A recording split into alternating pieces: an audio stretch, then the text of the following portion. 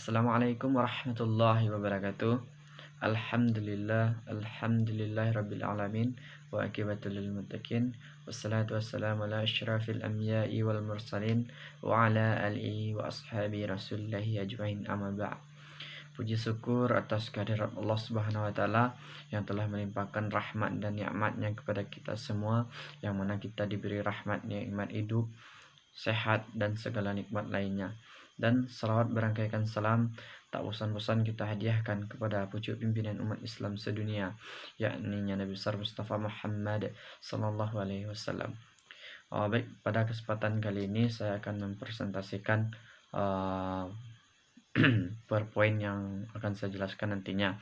Sebelum itu, alangkah baiknya kita melakukan perkenalan dulu. Perkenalkan, nama saya Muhammad Ilfan, bisa dipanggil Ilfan dengan NIM 20016090, dan pada kesempatan ini saya akan memberikan atau mempresentasikan tugas mengenai keterampilan berbicara, yakni teori dasar keterampilan berbicara.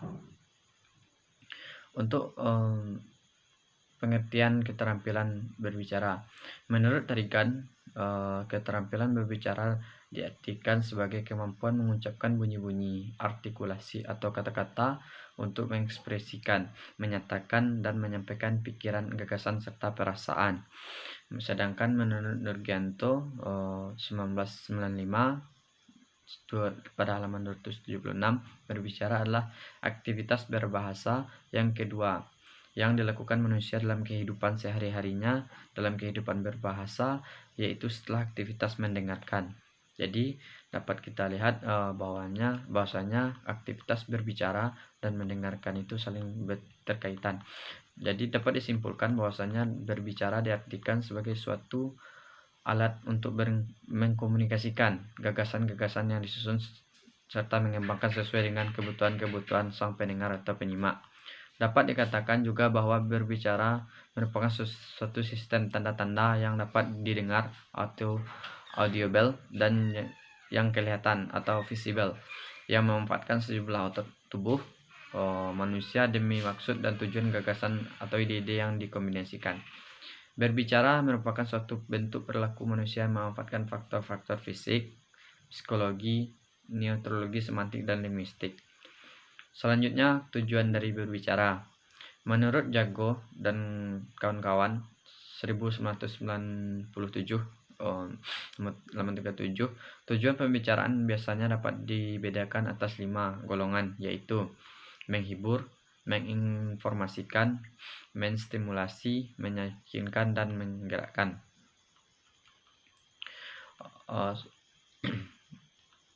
Selain itu, ada tujuan berbicara ini dibagi menjadi dua, yakni secara umum dan secara khusus. Secara umum, tujuan berbicara yang utama atau secara umum ini ialah untuk mengkomunikasikan tersama. Jadi sesama kita sangat perlu sekali keterampilan berbicara karena media sebagai media untuk komunikasi. Dan secara khususnya banyak sekali, antara lain memberikan informasi seperti menghibur, banyak lagi hal lagi berhubungan dengan interaksi sosial seperti dengan berbicara seperti biasa saja. Yang selanjutnya, catur saji bicara terdiri dari beberapa metode. Yang pertama atau A, metode serta-merta, impromptu delivery. Metode ini biasanya digunakan oleh seseorang yang serta-merta atau secara mendadak diminta berbicara spontan di depan orang banyak. Jadi istilahnya metode serta-merta ini secara spontan saja, tidak ada persiapan di belakangnya. Yang kedua, metode menghafal atau delivery from memory. Metode ini adalah satu cara yang digunakan pembicara untuk menyampaikan pikiran dan perasaan di depan orang banyak dengan bantuan daya ingat yang kuat dan kekayaan materi yang dimiliki. Jadi metode ini kebalikan dari metode sebelumnya, yakni kita harus menghafal dulu atau mengingat dulu bahan yang akan kita bicarakan. Yang C, metode naskah, delivery from manuscript. Metode ini jarang sekali digunakan kecuali pada saat penting. Misalnya para pemimpin atau pejabat sering menggunakan metode naskah atau delivery from manuscript ini. Yang D, metode extemporan atau extemporaneous delivery. Dalam metode ini kadang-kadang disiapkan konsep naskah yang tidak perlu menghafal kata demi kata. Metode ini lebih bersifat fleksibel. Jadi metode ekstemporan itu lebih bersifat fleksibel dan variatif dalam menggunakan kata-kata. Selanjutnya, faktor-faktor yang mempengaruhi keterampilan berbicara. Faktor yang mempengaruhi keterampilan berbicara yang pertama penunjang. Penunjang ini terdiri juga dari dua bagian, yaitu bahasa yang sifatnya bahasa dan juga sifatnya non bahasa. Yang sifatnya bahasa seperti ketepatan ucapan, penempatan tekanan nada, sendi atau durasi yang sesuai, pilihan kata, ketepatan penggunaan kalimat, serta tata bahasanya dan ketepatan sasaran pembicaraan. Sedangkan penunjang yang bersifat non bahasa seperti sikap yang wajar, tenang dan tidak kaku, pandangan harus diarahkan ke lawan bicara. Jadi kita harus bicaranya ke lawan bicara, bukan ke arah lain.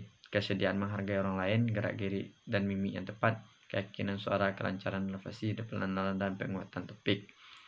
Dan faktor penghambatnya juga terdiri dari beberapa hal. Di sini saya merangkumnya menjadi 3. Yang pertama faktor fisik, yaitu faktor yang ada pada partisipan sendiri dan faktor yang berasal dari luar partisipan. Yang kedua faktor media, yaitu faktor linguistik atau faktor non linguistik, misalnya lagu, irama, tekanan ucapan, isyarat, gerak bagian tubuh dan lain sebagainya. Dan yang ketiga faktor psikologis, kondisi kejiwaan partisipan komunikasi, misalnya dalam keadaan marah, menangis dan sakit atau sebagainya. Mengenai selanjutnya jenis-jenis berbicara, ada beberapa landasan yang dapat dipedomani untuk mengklasifikasikan keterampilan berbicara, yakni seperti situasi, tujuan dari berbicara itu sendiri, metode penyampaiannya, jumlah penyimak dan peristiwa khususnya. Sedangkan menurut Logan dan kawan-kawan 1972 halaman 116, kegiatan berbicara formal mencakupi ceramah, perencanaan dan penilaian, interview, prosedur parlementer dan bercerita.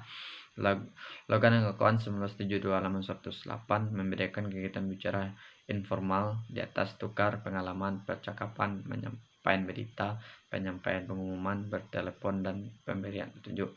Jadi jenis-jenis berbicara ini dibedakan atas beberapa hal seperti yang telah saya jabarkan tadi. Saya ulangi lagi, seperti situasi, tujuan, metode penyampaiannya, jumlah penyimak dan peristiwa tertentu. Mungkin cukup sekian presentasi dari saya. Sebagai manusia kontraknya tidak luput dari salah dan khilaf, maka dari itu jika ada penyampaian saya yang kurang berkenan dan kata-kata saya yang tidak masuk pada tempatnya, saya mohon maaf. Semoga kita dalam keadaan sehat. Stay safe, stay healthy. Saya akhiri, wabillahi taufiq wal hidayah. Assalamualaikum warahmatullahi wabarakatuh.